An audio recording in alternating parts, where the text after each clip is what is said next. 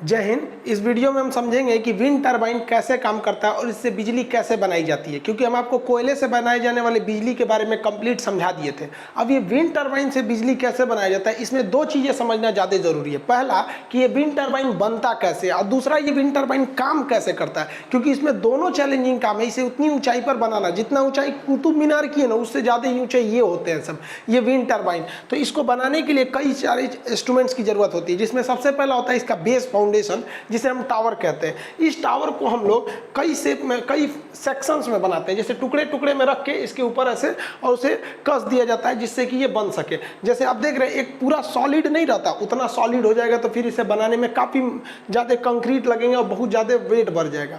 इसको खोखला रखने से एक और फायदा क्या होता है कि इसके अंदर से जो ऊपर से बिजली है उसे केबल द्वारा नीचे आराम से लाया जा सकता है। अगर खोखला नहीं रहता तो बाहर से लाना रहता, अंदर से आता है, इसलिए केबल सुरक्षित रहता है। दूसरा, अंदर हम सीढ़ी बना देते हैं। सीढ़ी से क्या होता है कि अगर इसके हब में कोई प्रॉब्लम आती है ऊपर, तो अंदर सीढ़ी द्वारा हम लोग जा सकते हैं, नीचे से एक रास्ता देकर, एक फाटक देके। तो ये इसका भाग होता है टावर। ये डिपेंड करता है कि ऊंचाई कितनी है। अगर पहाड़ पे ऊंचे, जैसे टावर दिखेगा ना, टावर अगर किसी के घर पे बना देते हैं तो कम ही ऊंचा रहता है, जमीन से बनाना है तो ज़्यादा ऊंचा रहता है। ये 80 से 100 फीट तक ऊंचे होते हैं। ये टावर डिपेंड करता है कि एरिया कैसा है।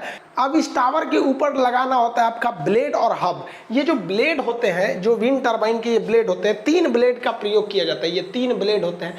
ये ब्लेड काफ़ी लंबे होते हैं, लगभग 60 फीट इतना ऊंचे होते हैं, यानी 5 से 6 मंजिला, 8-8 मंजिला ऊंचे ये ब्लेड होते हैं सब। अगर आप छोटे शहर में रह रहे हैं तो आपके शहर की ऊंचाई, जो मैक्सिमम ऊंची बिल्डिंग है उसका इसमें एक ब्लेड होता है, क्योंकि छोटे शहरों में ना आपका 7 से 8 मंजिल से ऊंचा बनाने नहीं देता है। बड़े शहर दिल्ली उल्ली रहिएगा तब तो आपको बड़ी बिल्डिंग मिलेगी, इतनी ऊंची होती है। इन ब्लेड्स को ले जाना सबसे बड़ा पहाड़ होता है। देखिए कितनी मुश्किल से इस ब्लेड को ले जाया जाता है, कितने ट्रक्स वगैरह लगाए जाते हैं, स्पेशल ट्रक बनते हैं जो इसे ले जाते हैं, क्योंकि ये हमेशा इस विंड टरबाइन को पहाड़ी एरिया में सेट किया जाता है और पहाड़ी एरिया में सड़कें अच्छी नहीं होती हैं।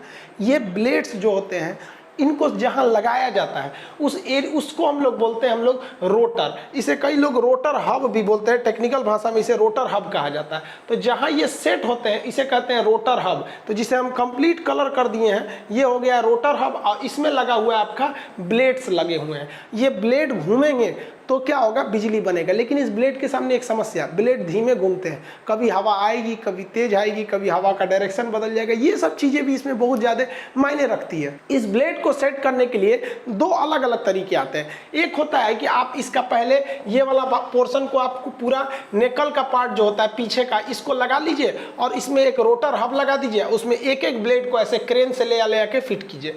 और नहीं तो दूसरा तरीका होता है कि आपने टावर को खड़ा कर दिया, ये टावर हो गया।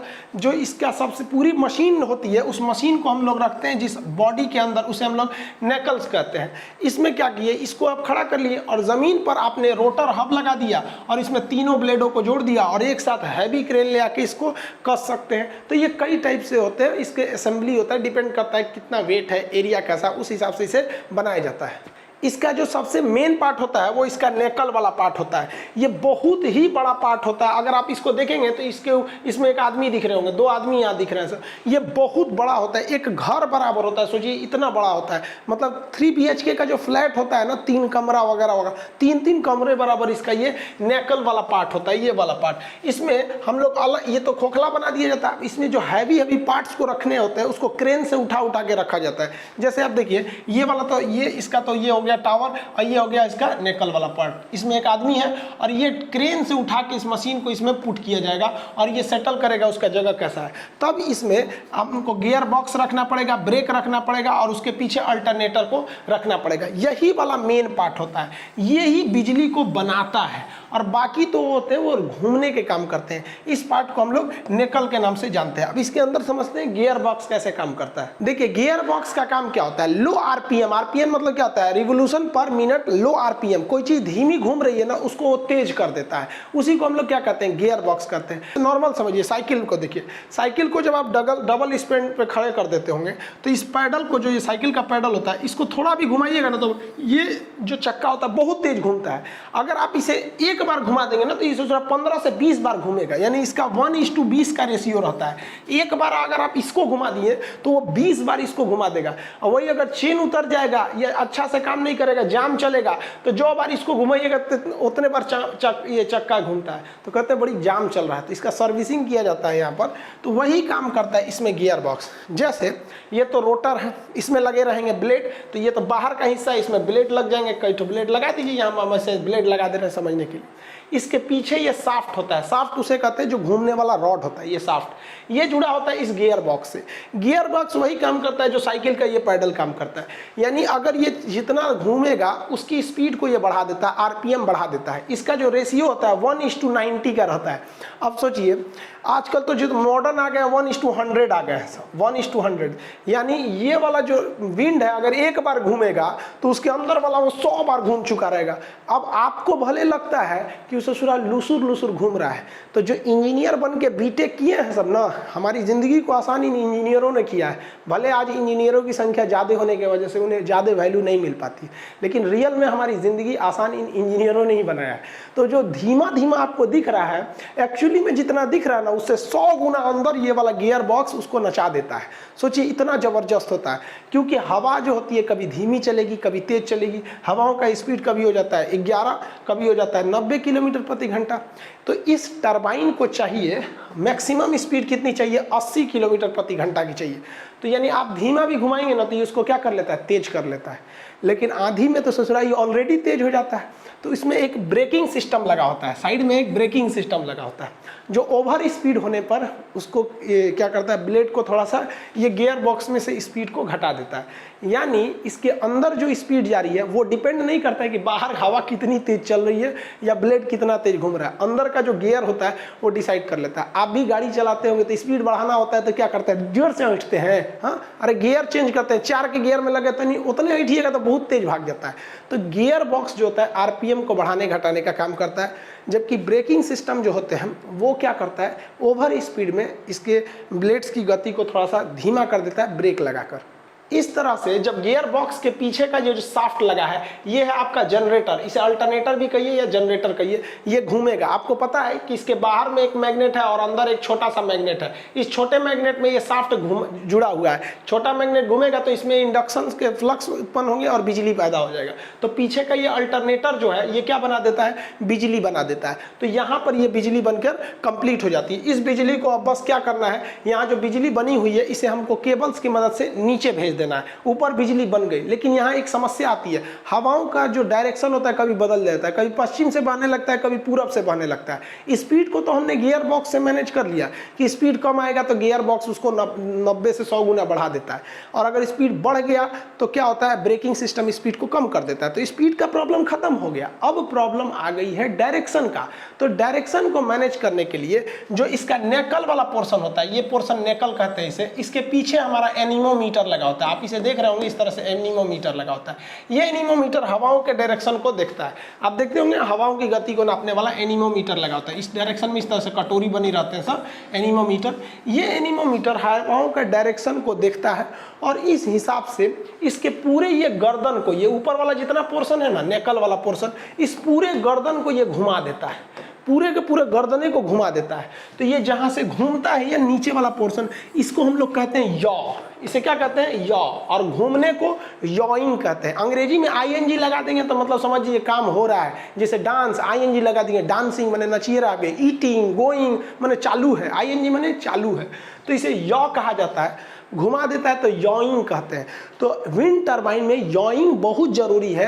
यॉइंग जो होता है इस नेकल वाले पार्ट से और टावर के बीच में यहीं पे यॉ कर जाता है। यॉ करने से पूरा समझिए तो इसका गर्दन घूम जाता है ऐसे से, ये डायरेक्शन से। तो जिस डायरेक्शन में हवा आएगा, ऊपर स्थित इसका जो एनीमोमीटर है, ये वाला एनीमोमीटर बता देगा कि भैया हवा का डायरेक्शन इधर है, तो टावर वैसे ही खड़ा रहेगा। ऊपर का जितना सेक्शन देख रहे हैं, ये वाला पूरा का पूरा पोर्शन ये घूम जाएगा हवाओं के डायरेक्शन में और खूब बेहतरीन ढंग से ये नचेगा। इसलिए डायरेक्शन कुछ भी हो, स्पीड कुछ भी हो, ये आराम से घूम सकता है। इसको बस हवा चाहिए, इसलिए इसे समुद्र के किनारे या पहाड़ी एरिया में सेट करते हैं। इसे सेट करना काफ़ी कॉस्टली होता है, देख रहे हैं कितना तामझाम है। और एक दो नहीं लगाया जाता है, 200-300 लगा दिया जाता है ताकि इससे बिजली पैदा हो। अब इससे बिजली क्या हो गया, पीछे के अल्टरनेटर में बिजली पैदा हो जाएगी। अब ये जो बिजली पैदा हुई है यहाँ पर, इसे केबल्स की मदद से देखिए नीचे लाया जाता है, केबल्स की मदद से नीचे लाया जाता है। और जब ये टावर से नीचे आ जाते हैं तो नीचे एक जनरेटर होता है जो इसके ट्रांसफार्मर होता है जो इसके वोल्टेज को बढ़ा देता है। अब ये जितने भी टावर हैं सब अपनी बिजली को नीचे भेज देते हैं सब, और एक मेन केबल से मदद से इसे हम लोग भेज देते हैं पावर सब स्टेशन में। सब स्टेशन में इस बिजली को कनेक्ट करके इसे बिजली ग्रिड पर भेज दिया जाता है। आपको एक वीडियो में हम बिजली का ग्रिड बता चुके हैं, डिस्ट्रीब्यूशन लाइन समझा चुके हैं, सब स्टेशन का कंप्लीट चीज समझा दिए हैं। साथ ही ये भी बता दिए थे कि कोयले से बिजली कैसे बनती है, बॉयलर की मदद से। यहाँ आप देख लिए कि कैसे बिजली इसके मदद से बनती है। वोल्टेज फ्लक्चुएट ही नहीं करेगा क्योंकि जो गियर है वो स्पीड सेम रखता है, इसलिए बिजली भी सेम आती है। अगर वोल्टेज कम भी ज़्यादा हुआ तो नीचे में क्या लगा हुआ है, ट्रांसफार्मर। और यहाँ जाइएगा तो यहाँ पे भी ऑलरेडी ट्रांसफार्मर लगा रहेगा, मतलब सेम फ्रीक्वेंसी पर आपको ग्रिड पर लगाकर भेज दिया जाता है। और इस प्रकार हम लोग विंड टर्बाइन की मदद से बिजली बना लेते हैं। इसकी सबसे बड़ी खराबी यही होती है कि बहुत ज़्यादा कॉस्टली होता है, और दूसरा इसे हर जगह इंप्लीमेंट में नहीं लिया जा सकता है। यूपी, बिहार या नॉर्थ इंडिया में कम यूज होते हैं, लेकिन वही पहाड़ी एरिया में जाएंगे, हिमाचल प्रदेश या फिर कोस्टल एरिया में, वहाँ इसका ज़्यादा यूज होता है। इससे कई सारे लॉस भी होते हैं, लेकिन लॉस उतना ज़्यादा नहीं है क्योंकि ये पर्यावरण प्रदूषण को बहुत ज़्यादा बचा देता है। अब कुछ पर्यावरणविद कहते हैं कि इससे पक्षी मर जाते हैं। अरे भाई साहब, अब सबको लेके चलिएगा तो कहाँ से होगा। कल हम गाड़ी चला रहे थे तो गाड़ी के आगे एक तो पक्षी चला आया, उसके शीशे से टकरा के मर गया। तो उसके लिए क्या आप हमें जिम्मेदार कहिएगा? नहीं ना, कोई जानबूझ के थोड़ी करता है। तो ये पक्षी भी कुछ टकरा के मर जाते हैं। तो कुछ लोग कहते हैं कि पक्षी को बचाने के लिए विंड टर्बाइन बंद कर दीजिए। अरे भैया, इसको बंद करेंगे तो कोयला से बिजली बनाएंगे तो प्रदूषण से हम लोग मर जाएंगे। 100% कोई भी चीज़ अच्छी नहीं होती, कुछ ना कुछ तो साइड इफेक्ट पड़ते हैं। दूसरा कि इसमें कभी स्पीड ज़्यादा हो जाता है, ब्रेकिंग सिस्टम काम नहीं करता है तो आग लग जाते हैं। और विंड टर्बाइन जो ब्लेड होता है ये भी तो अंदर से खोखला ही होता है, और ये टावर भी खोखले होते हैं। कभी कभी टावर में टूट जाता है या फिर विंड टर्बाइन में टूट जाता है, तो टूटने के बाद फिर उसे मेंटेनेंस में काफ़ी लंबा खर्च आते हैं। खैर जो भी हो, हम लोग जो पानी से बिजली बनाते हैं और जो हवा से बिजली बनाते हैं, इसमें वन टाइम इन्वेस्टमेंट है। इसके बाद बहुत हल्का फुल्का टूट फूट गया तो मेंटेनेंस की ज़रूरत है, और हमें फ्री में बिजली मिलते रहती है आराम से। इसके लिए हमें कोई पर्यावरण को प्रदूषण की ज़रूरत नहीं, इसलिए इसे हम लोग इको फ्रेंडली कहते हैं या नवीकरणीय के नाम से जानते हैं। ये बहुत ज़रूरी है ताकि आने वाली भविष्य को हम एक अच्छा पर्यावरण दे सकें। हम आपको कोयले से बिजली बता दिए थे, उसका डिस्क्रिप्शन में लिंक डाल देंगे। और ये हम हवा से बिजली बनाना आपको बता दिए। आगे आप कहेंगे तो हम बिजली पानी से कैसे बनती है उसको समझा देंगे, फिर परमाणु बिजली घर से कैसे चलती है उसको समझा देंगे। गैस से जो बिजली बनती है सेम वैसे ही बनती है जैसे कोयले से बनती है, बस जहाँ कोयला डाला जाता है वहाँ गैस डाल दिया, तो वो दोनों सेम ही है सब, बस कोयला की जगह पे गैस कर देना। आई होप आप इसे समझ गए होंगे, और आप सब लोग को बहुत बहुत दिल से धन्यवाद। आप लोगों ने एजुकेशन चैनल को आज 3 मिलियन पहुँचा दिया। भाई जून में 1 लाख भी नहीं था ये चैनल, और आज अक्टूबर में 3 मिलियन हो गया। गजब हाल है, बहुत खुशी हुआ। पता है हम फ्लाइट से आ रहे थे, थोड़ा तबीयत ठीक नहीं था तो गए थे दिल्ली वगैरह, तो वहाँ पर हम देखें हम मास्क लगाए हुए थे, तो मास्क से तो कोई दिक्कत नहीं है, चेहरा पहचान में नहीं आता है, तो हम बोले ना तो बस आवाज़ से पहचान में आ गया। तो उसमें स्पाइस जेट की फ़्लाइट थी, उसमें एयर होस्टेस कह रही है कि आप खान सर हैं? हम कहे हाँ हम वही हैं। तो कह रही सर हम आपका वीडियो देखे हुए हैं, 6-7 वीडियो आपने जहाज़ के ऊपर बताया, तो हमने कई वीडियो बनाए जिसमें जहाज़ के पार्ट्स वगैरह को बनाया। आप सब लोग का तहे दिल से धन्यवाद। और वीडियो कुछ लेट हो गए थे स्वास्थ्य की वजह से, अब कंटिन्यू वीडियो रहेंगे। अब एक भी दिन हम गैप नहीं करेंगे, कोशिश करेंगे एक भी दिन गैप ना हो। अब आपको वीडियो कंप्लीट मिलते रहेगा। फिर से आप लोग का धन्यवाद। आपने खान जी रिसर्च सेंटर परिवार को आज 30 लाख का परिवार बना दिया, इतनी बड़ी जिम्मेदारी दे दिया। बहुत बहुत धन्यवाद। मिलेंगे अगले क्लास में। जय हिंद।